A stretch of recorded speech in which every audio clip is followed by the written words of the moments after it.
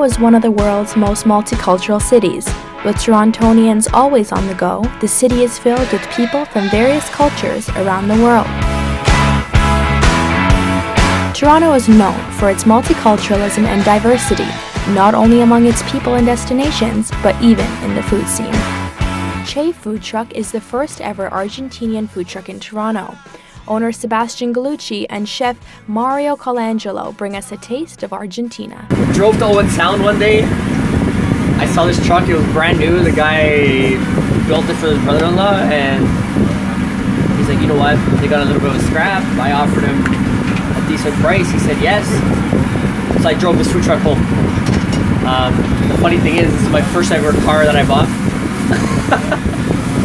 So my insurance is a little bit high, but you know, it's worth every penny. We're always cooking, we're always making people happy. We realized one day there's no Argentinian cuisine in Toronto, not much, there's only a few. And we snapped.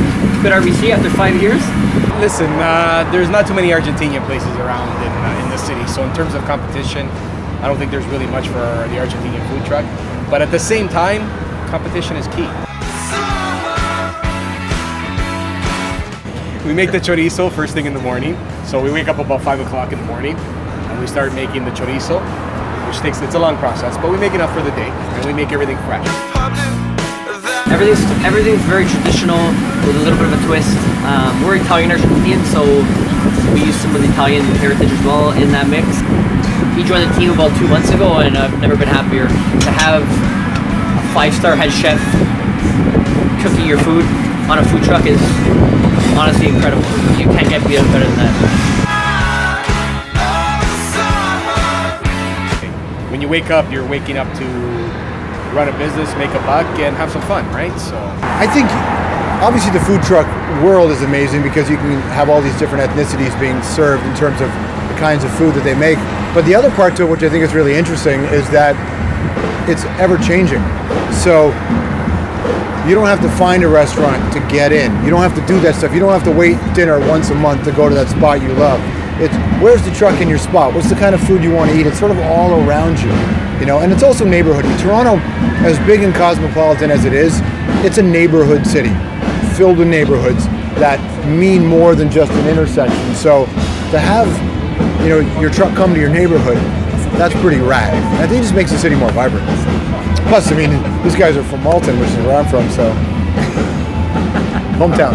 So in the summer, we have to be there really early. So to get a spot like University or Church and Bloor, we gotta be there circling around at like 8 in the morning. We meet up around 7:30, 8 o'clock, and we start chopping. Chopping. In the summer, it's insane. Yeah. It's insane. It's like from 11 till 1:30. It's non-stop. It's go. We usually serve like 100 clients in an hour and a half, which is insane. yeah. You know, the problem is when I was growing up in the city, you could only get slices of pizza and hot dogs on the street, right? So pizza's in a corner shop and hot dogs. So then I go vegan, and now they legalize food trucks. But look, you know what? I find almost every food truck has something I can eat. Almost every truck. Almost. You know, we live in a fast-paced, multicultural, economically dynamic city, and I think that the food trucks fit perfectly into that context. But it's in the background too. I mean, we grew up in it, right? So it's like any other culture that comes to Canada, right? It's a melting pot here where people come from around the world, and you learn from them, and they learn from you, and it's the same thing. We were brought up this way, so that's the way we know, right? So we try to make it as authentic as possible. We grew up using anything to barbecue. Yeah. We literally can use anything. Yeah. You want us to do a barbecue in that garbage? Obviously, it's not healthy, but We'll find the way. we'll find a way. This is the first year, and it's been amazing. It's been about 4 months now, and obviously you gotta understand that you gotta hustle. You gotta work. Friday nights in the summer, I was doing 22 hours a day.